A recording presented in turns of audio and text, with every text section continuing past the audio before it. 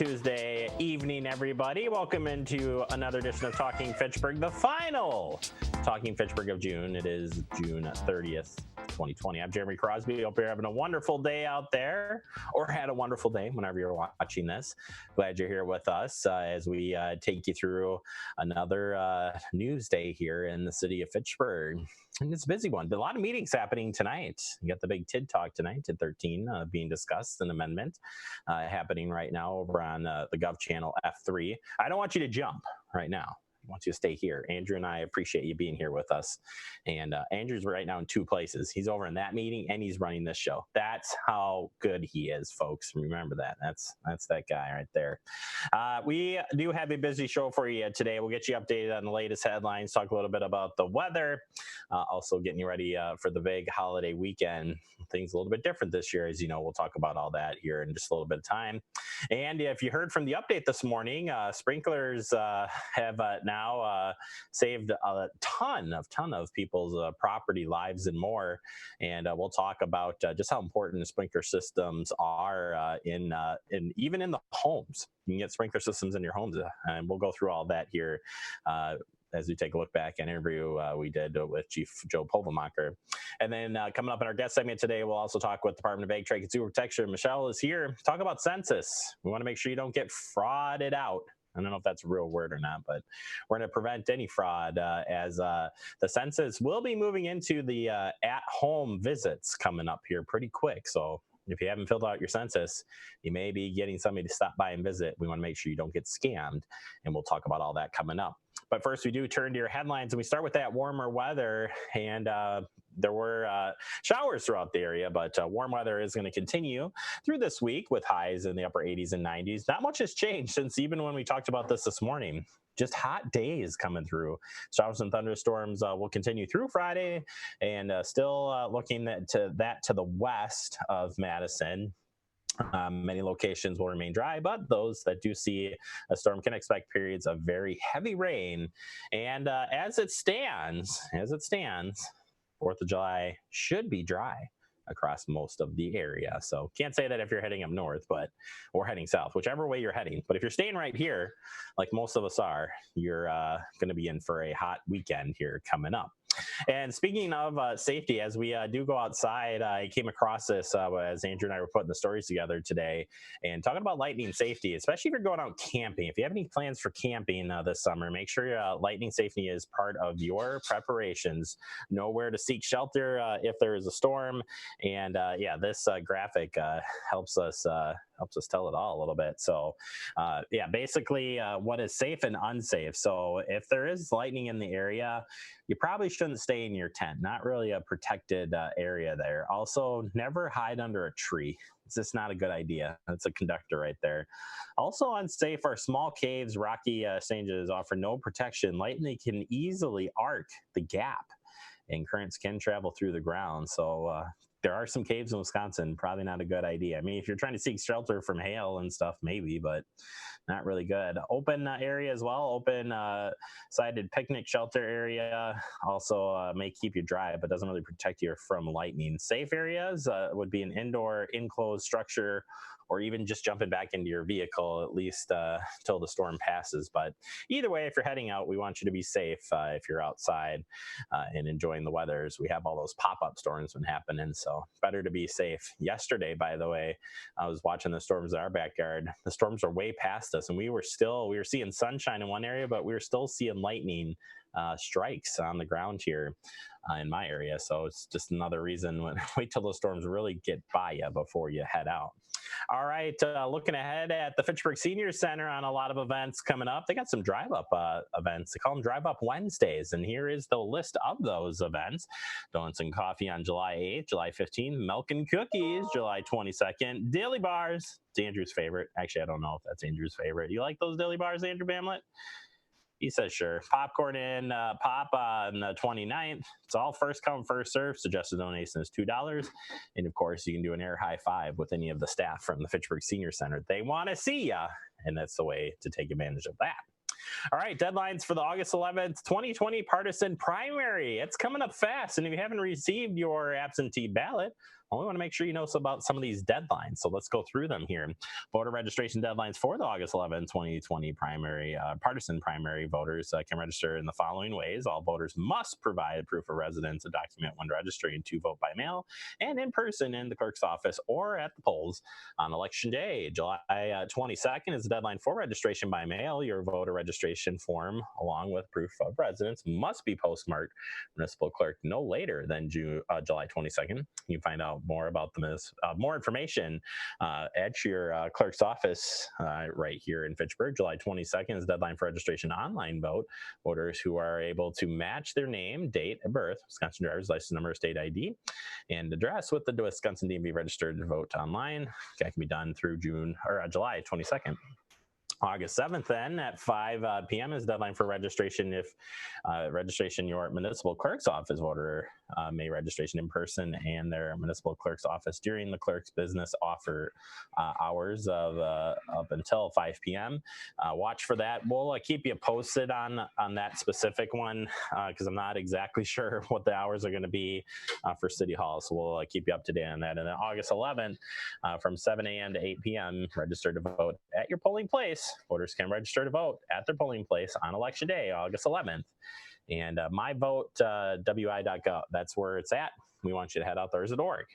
Remember, if it's I can look right over here and tell you gov. Yeah, so we'll of course post that up when we post the headlines up, so you can check that out. All right, that does it for our headlines. We'll save our talk of Independence Day weekend safety for another day because we got to get to some more great information here to share with you. Coming up next, we'll be talking with our fire chief, Joe Pulvermacher, about the importance of fire sprinklers. These suppression systems are amazing, and I think there's some things you'll want to hear. Coming up next right here in Talking Fitchburg.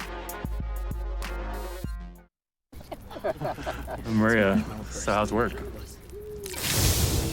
It was fourth period biology. Our students just weren't getting how easily viruses spread.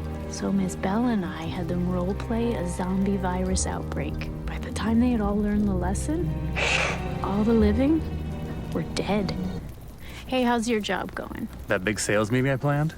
Next year. I might get to go. Cool.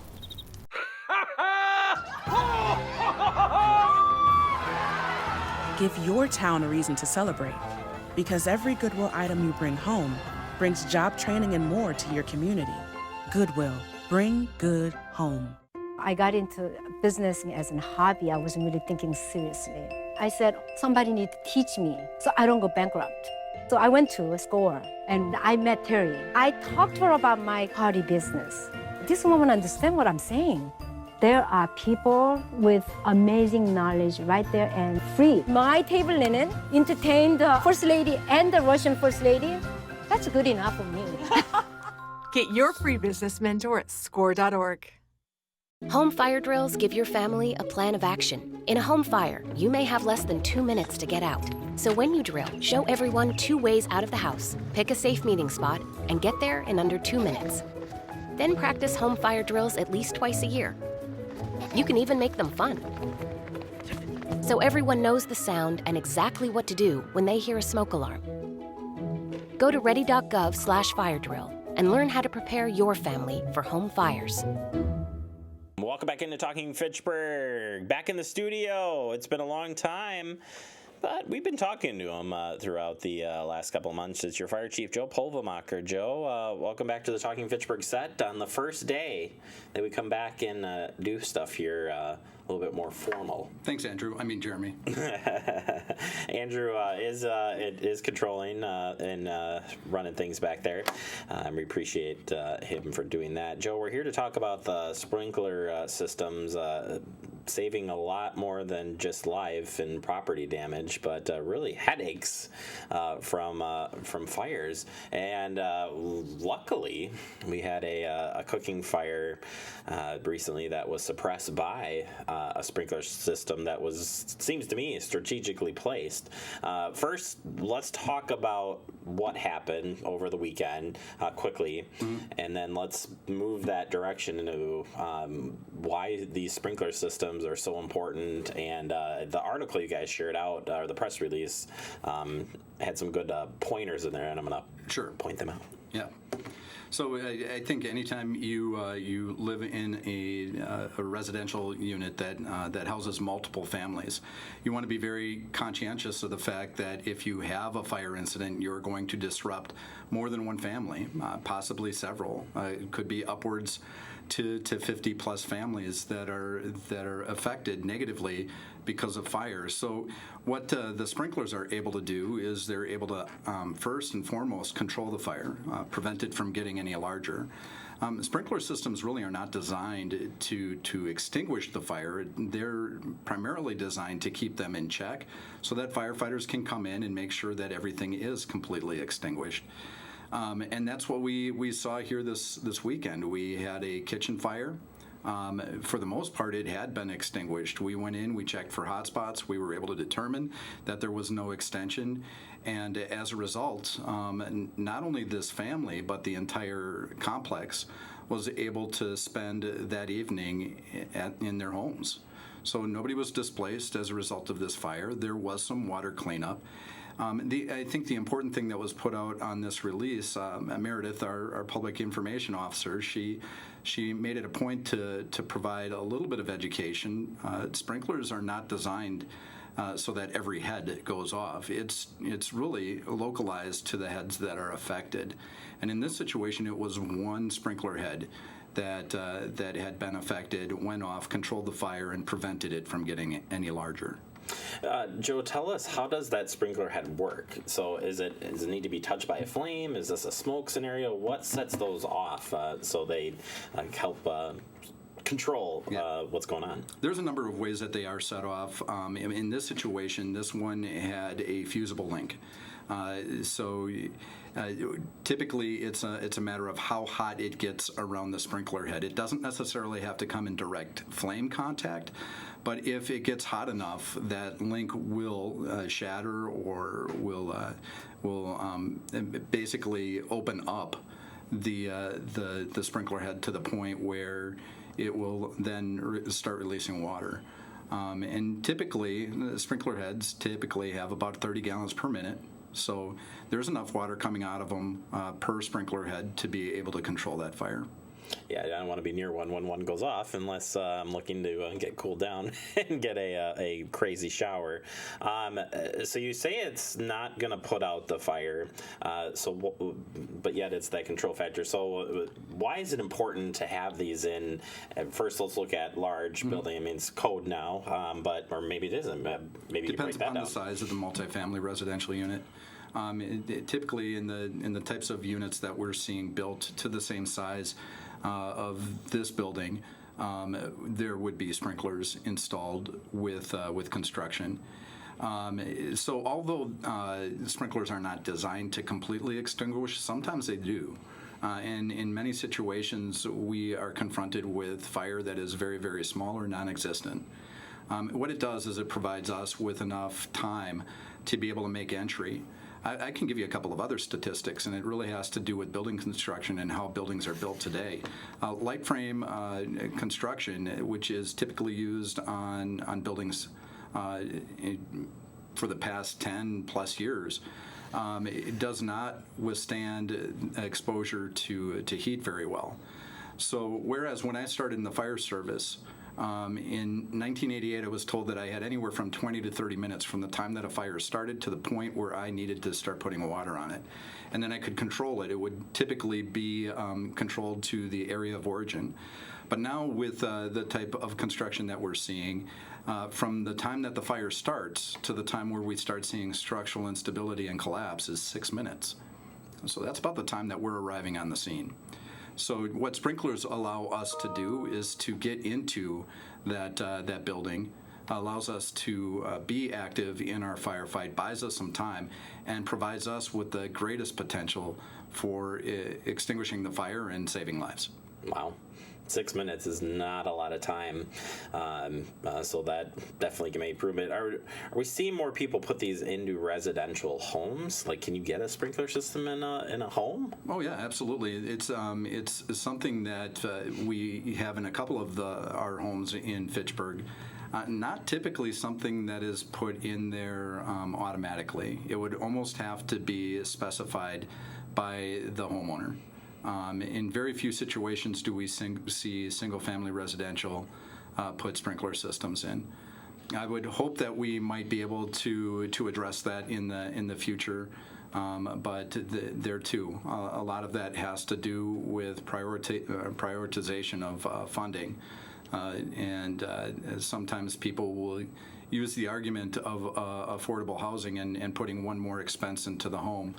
But it's a matter of choices at that point. If life safety is that important to you, maybe it's, instead of going with granite countertops, you go with a sprinkler system. Yeah, just looking at a report here, it says President of Sprinklers reported fires by occupancy. Nursing home and hospitals at the top of the list, and residential right there at 8%. I mean, it makes sense. It's not really in there. Can places, final question, can places that don't have sprinkler systems, old apartment buildings, old home, whatever, can we fix those in there now? Is there other techniques? What's the future there? The most cost-effective time to actually put sprinklers is during initial construction, but there are retrofits. And the sprinkler industry has been able to accommodate fire protection and fire suppression in existing buildings. So absolutely something that can be done, and is able to be done at a price that is more affordable. Because of the fact that we see the value behind it, and it's one of those things that if it's that important, we absolutely could address fire suppression in homes. And for whatever reason, we see a lot of kitchen fires here in the city of Fitchburg. It's something that we've talked about many times. But if you can't get a sprinkler in there, getting other options to prevent fires. I mean, we can go with that now. That's a whole other chapter here. But fire extinguisher, baking soda, things, suggestions there on stopping some of these kitchen fires. So I always recommend an extinguisher close to your primary exit. That way, if you grab your extinguisher and you turn around and the fire is too big for you to handle, you can always just leave.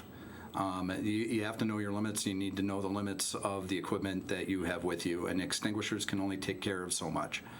Baking soda too. Do you have it readily available? Are you reaching over the fire in order to grab your baking soda? Those are things that have to be planned out in advance. The other thing that really is significantly beneficial as far as controlling fire and smoke is closing doors. When you're not in a room, just close the door. You'd be amazed at what you can save as a result of just shutting the door to rooms that are not in use. Yeah, I think the putting that plan into action, first having that plan, and then you got to practice it, because in the time that it happens, it can be very difficult to have all those motor skills working and rolling. Joe, thank you always for your time and letting me hit you with a bunch of questions. We'll catch up with you soon. I look forward to that opportunity. I bet you do. Joe Bolfenbacher, you're fire chief of Fitchburg. Day one since he's been here. He's been a great person to have on the show. Love having him. All right, we'll take a quick break. It is Talking Fitchburg.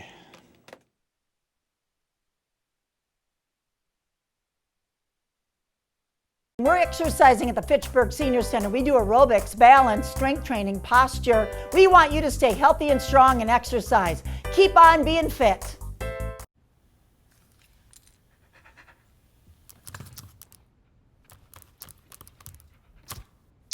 There's a shelter pet who wants to meet you. Meet one today. Visit theshelterpetproject.org. Adopt. Honorary Forest Ranger Betty White here, lending a hand to my dear friend Smokey Bear. Because for 75 years, he's only said, only you can prevent wildfires. But there's a lot more to say. Like, if you park your car on tall, dry grass, the hot exhaust pipe can start a wildfire. So keep the animals safe, especially the cute shirtless one. Go to SmokeyBear.com to learn more about wildfire prevention. Cuando estaba en crianza temporal, nunca sabía cuándo me iba a tener que mudar, así que siempre tenía mi maleta lista. Y un día me adoptaron. Mis nuevos padres me abrieron sus corazones y su hogar. Ellos me cocinan mi desayuno favorito todas las mañanas. Mis padres me llevan a viajes que jamás pensé podría ir. Me dieron un hogar y una mejor excusa para usar esa maleta. Mis padres no son perfectos, pero son perfectos para mí. Some chores you dread. You do them, but that doesn't mean you're happy about it. Then there's registering with the Selective Service. If you're a young man turning 18, the law says you have to register. It'll keep you eligible for college loans, government jobs, and training, and it only takes 2 minutes, which makes it not only your most important chore, but the easiest. When you turn 18, register at sss.gov or the local post office. 1 in 3 adults has prediabetes. Take the risk test at doihaveprediabetes.org. So Wisconsin and the United States was in the middle of the U.S. Census when the pandemic broke and people were asked to stay at home for their safety. And what happened was there was an interruption with the census. They were about to start doing some of the door-to-door activity to make sure that people were responding to the census invitations that had gone out in March and were received by April. And Wisconsin had done very well in responding. We'd been a leader in response rates to begin with. But during the interruption, the U.S. Census Bureau had to replan and readjust the timeline, and it has extended the census. So what's happened now, since basically the suspension on hand delivering in March, is that they have now gone ahead as of May 25th and started dropping off door to door the invitation to participate, or the questionnaire, if you will.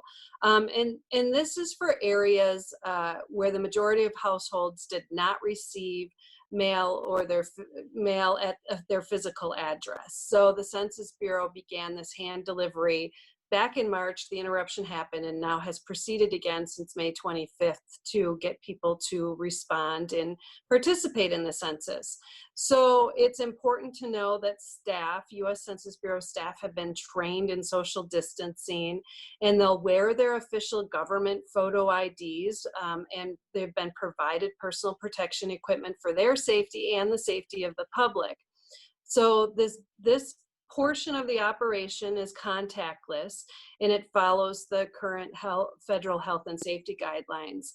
And they're just leaving this 2020 census packet, so there's no need to make any personal contact. Again, that's just important to continue to emphasize.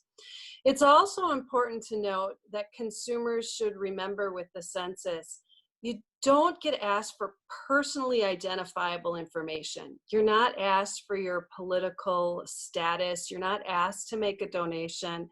You're not asked for your social security number, bank account information, credit card numbers, or anything like that. So participating in the census and answering these questions is really important to your community as it relates to receiving fundings from the federal government. So we encourage everyone to respond to this questionnaire.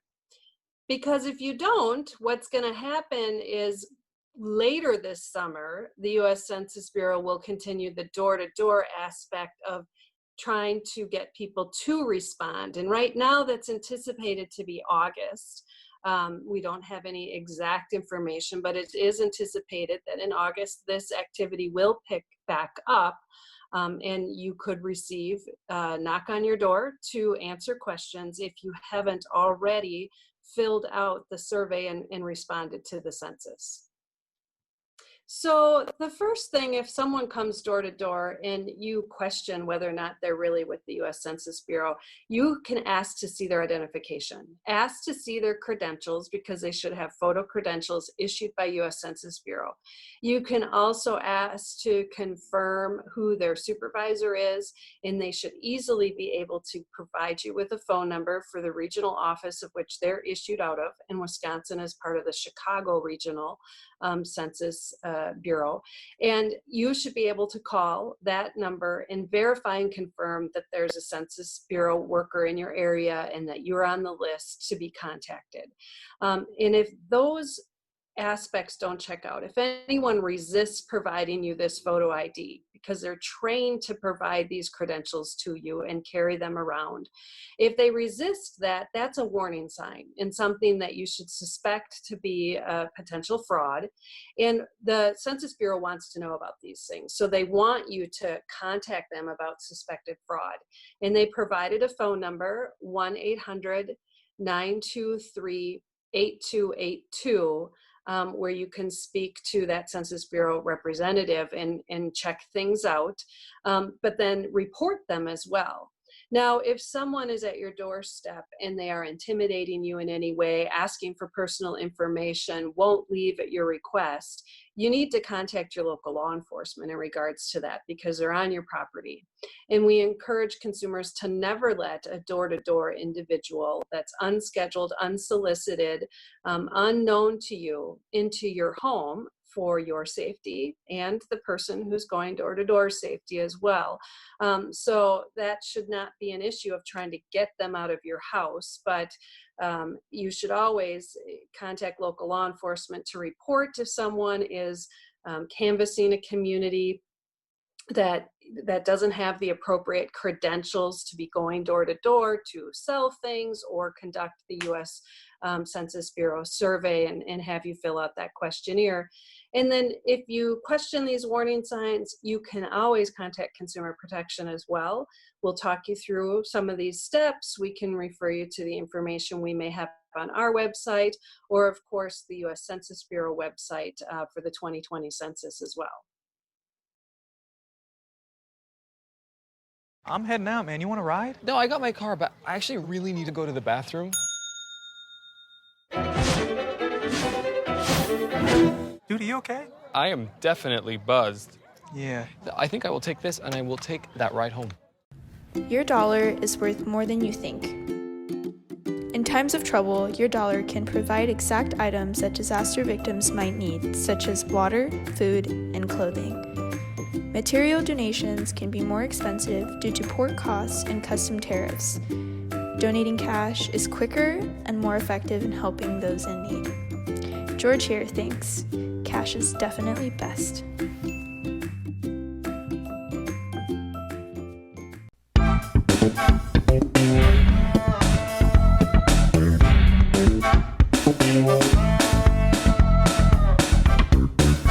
When I was in foster care, I never knew when I would have to move, so I always had my suitcase ready to go. Then one day, I was adopted. My new parents opened their hearts and home to me. My parents cook my favorite breakfast for me every morning. My parents take me on trips I never thought I would go on. They gave me a home and an even better reason to use that suitcase.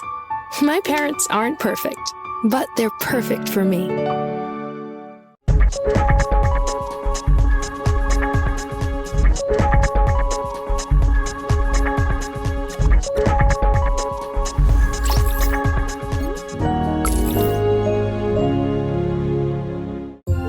Find good stuff at Goodwill and bring good home.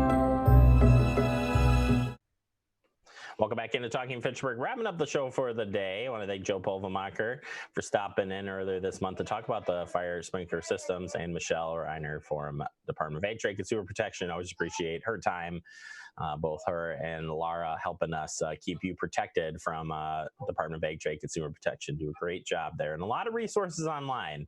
I know we share a lot of information in these stories. Check out their website. Great resource center for you on every scam you could possibly think of. All right, I wrap it up with this. Andrew's favorite, where can you find us on Fact TV? Boom, right there. Yep, check us out online, Apple TV, Roku, Facebook, YouTube, and more. We've got you covered, and always online, fitchburgwi.gov. Have a great day, everybody.